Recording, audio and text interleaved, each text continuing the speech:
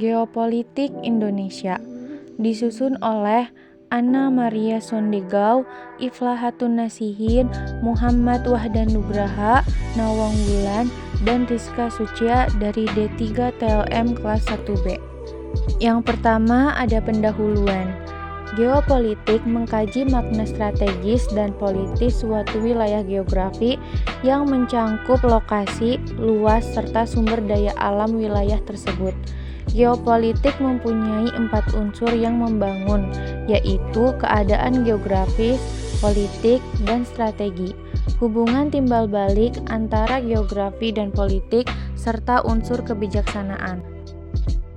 Pengertian geopolitik. Istilah geopolitik semula pencetusnya adalah Frederick Ratzel pada tahun 1904 sampai 1944. Diartikan sebagai ilmu bumi politik, political geography. Istilah geopolitik dikembangkan dan diperluas lebih lanjut oleh Rudolf Jelen pada tahun 1964 sampai 1922 dan Karl Haushofer pada tahun 1869 sampai 1946 menjadi geographical politik. Memberikan wawasan objektif akan posisi kita sebagai suatu bangsa yang hidup berdampingan dan saling berinteraksi dengan negara lain dalam pergaulan dunia. Yang kedua, geopolitik sebagai ideologi atau landasan ilmiah bagi tindakan politik suatu negara. Hendak menjadikan wawasan tersebut sebagai cara pandang kolektif untuk melangsungkan, memelihara, dan mempertahankan semangat kebangsaan. Ada beberapa teori geopolitik. Yang pertama, teori geopolitik Frederick Ratzel. Pandangan Ratzel tentang geopolitik menimbulkan dua aliran kekuatan, yaitu yang pertama, berfokus pada kekuatan di darat atau yang disebut kontinental, dan yang kedua berfokus pada kekuatan di laut atau yang disebut maritim. Yang kedua, teori geopolitik Rudolf Jelen. Pokok-pokok teori Jelen dengan tegas menyatakan bahwa negara adalah suatu organisme hidup. Dan yang ketiga adalah teori geopolitik Karl Haushofer. Pokok-pokok teori Haushofer pada dasarnya menganut teori Jelen dan bersifat ekspansionis serta rasial, bahkan dicurigai sebagai teori yang menuju kepada peperangan. Lalu yang keempat ada teori geopolitik Sir Halford Mackinder. Pokok teori Mackinder menganut konsep kekuatan darat dan mencetuskan wawasan benua. Dan yang kelima ada teori geopolitik Sir Walter Raleigh and Alfred Darren Mahan. Pokok teori kedua ahli tersebut menganut konsep kekuatan maritim dan mencetuskan wawasan bahari, yaitu kekuatan di lautan. Dan yang terakhir ada geopolitik William Michel, Albert Savarsky, dan Giulio Douhet serta John Frederick Carlos Fuller. Keempat ahli geopolitik ini melahirkan teori wawasan dirgantara, yaitu kekuatan di udara. Indonesia sebuah negara kepulauan.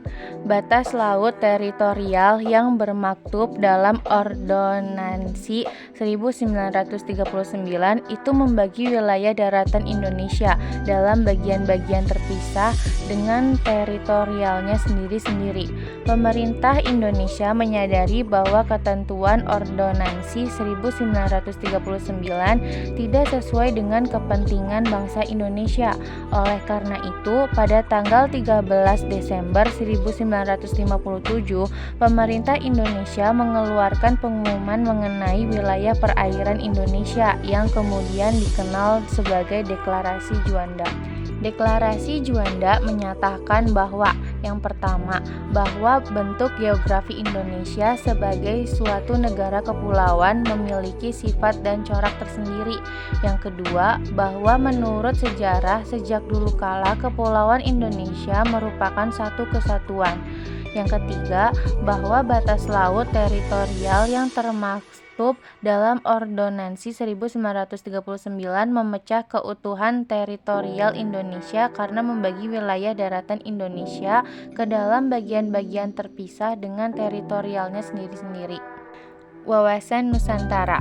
Wawasan Nusantara adalah geopolitik Indonesia yang diberi pengertian sebagai cara pandang dan sikap bangsa Indonesia mengenai diri dan lingkungannya yang serba beragam dan bernilai strategis dengan mengutamakan persatuan dan kesatuan wilayah dan tetap menghargai serta menghormati kebinekaan dalam setiap aspek kehidupan nasional untuk mencapai tujuan nasional. Wawasan Nusantara sebagai geopolitik Indonesia dikembangkan berdasarkan yang pertama ada falsafah Pancasila, yang kedua aspek kewilayahan Nusantara, yang ketiga aspek sosial budaya, dan yang terakhir ada aspek kesejarahan. Wawasan Nusantara sebagai wawasan nasional Indonesia diciptakan oleh bangsa Indonesia dan dijalankan oleh seluruh rakyat Indonesia dalam upaya mencapai dan mewujudkan cita-cita dan tujuan nasional. Fungsi Wawasan Nusantara. Wawasan Nusantara berfungsi sebagai pedoman, motivasi, dorongan, serta rambu-rambu dalam menentukan segala kebijaksanaan, keputusan, tindakan, dan perbuatan bagi penyelenggara negara di tingkat pusat dan daerah maupun bagi seluruh rakyat Indonesia dalam kehidupan bermasyarakat, berbangsa, dan bernegara. Lalu ada implementasi Wawasan Nusantara. Implementasi dalam kehidupan politik adalah menciptakan iklim penyelenggaraan negara yang sehat dan dinamis, mewujudkan pemerintahan yang kuat, aspiratif, dan dipercaya. Yang kedua, implementasi dalam kehidupan ekonomi adalah menciptakan tatanan ekonomi yang benar-benar menjamin pemenuhan dan peningkatan kesejahteraan dan kemakmuran rakyat secara merata dan adil. Lalu yang ketiga ada implementasi dalam kehidupan sosial budaya adalah menciptakan sikap batiniah dan lahiriah yang mengakui, menerima, dan menghormati segala bentuk perbedaan sebagai kenyataan yang hidup di sekitarnya dan merupakan karunia Sang Pencipta. Dan yang terakhir ada implementasi dalam kehidupan pertahanan dan keamanan adalah menumbuhkan kesadaran cinta tanah air dan membentuk sikap bela negara pada setiap WNI. Dan yang terakhir ada kesimpulan. Geopolitik mengkaji makna strategis dan politis suatu wilayah geografi yang mencangkup lokasi, luas, serta sumber daya alam wilayah tersebut. Wawasan Nusantara termasuk geopolitik Indonesia.